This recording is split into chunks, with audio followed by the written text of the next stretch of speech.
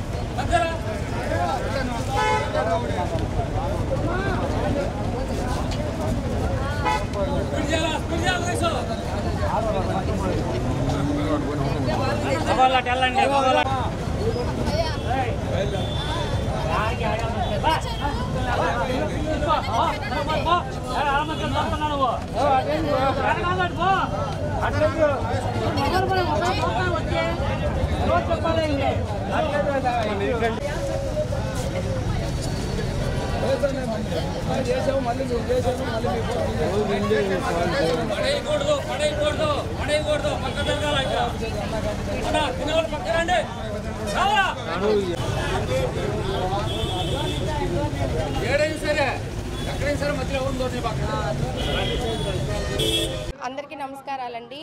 గత 5 ఏళ్లలో ఎలాగైతే పేదలు అన్నా క్యాంటీన్ని మూసేయడం వల్ల గత ప్రభుత్వము పేదలందరూ కూడా ఆకలికి అలమటించారో, ఇప్పుడు తెలుగుదేశం పార్టీ అధికారంలోకి రాగానే మళ్ళా అన్నా క్యాంటీన్లు తెరవబడతాయని చెప్పి చంద్రబాబు నాయుడు గారు ఏ స్టేట్మెంట్ అయితే ఇచ్చారో ఆ స్టేట్మెంట్కి అనుగుణంగా ఇక్కడ శాసనసభ్యులైనటువంటి దామచర్ల జనార్దన్ గారు ప్రభుత్వం అధికారంలోకి రాగానే కూడా ఇక్కడ అన్నా క్యాంటీన్లు ప్రారంభించడం జరిగింది ఒంగోలులో.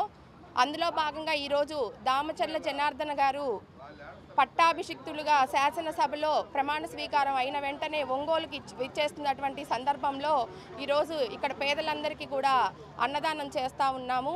కాబట్టి ఈ అన్నా క్యాంటీన్లు త్వరలోనే అఫీషియల్గా స్టేట్ వైడ్ కూడా ఓపెన్ చేయబడతాయి. కేవలం దామచర్ల జనార్దన్ గారి సేవా దృక్పథం అడుగుజాడల్లో నడుస్తూ మేము ఆవగించైనా సరే మేము కూడా దామచర్ల జనార్దన్ గారి అడుగుజాడల్లో నడవాలన్న ఒక్క ఉద్దేశంతోనే ఈరోజు ఈ అన్నదానం చేయడం జరుగుతూ ఉందండి.